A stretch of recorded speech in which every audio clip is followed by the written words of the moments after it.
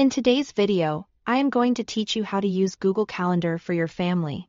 If you've ever juggled school pickups, appointments, and weekend plans, a shared family calendar can bring everything into one clear place, so everyone stays in sync.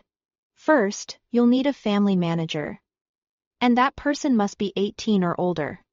On a computer or phone browser, head to do.co for your family and select Create a Family Group. Think of the family manager as the organizer who gets things started.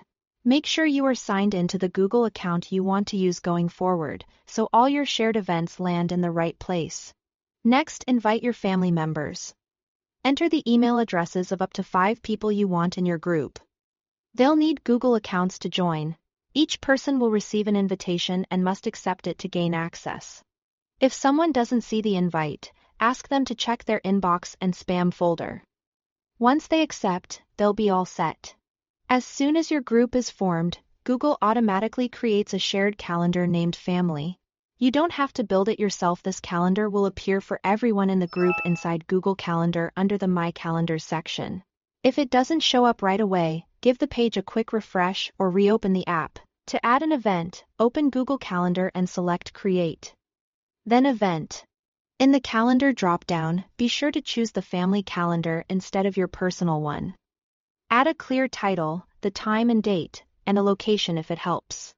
Details like locations are great for directions and letting others know exactly where to be. When you are done, click Save.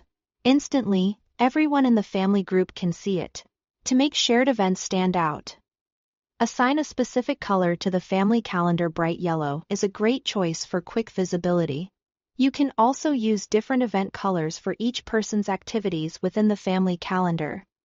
So a glance at the week tells you who's doing what without reading every title.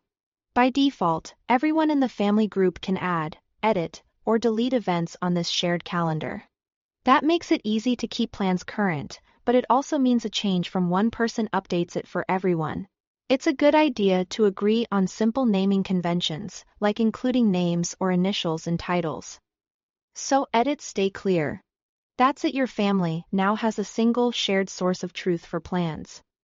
Thanks for watching.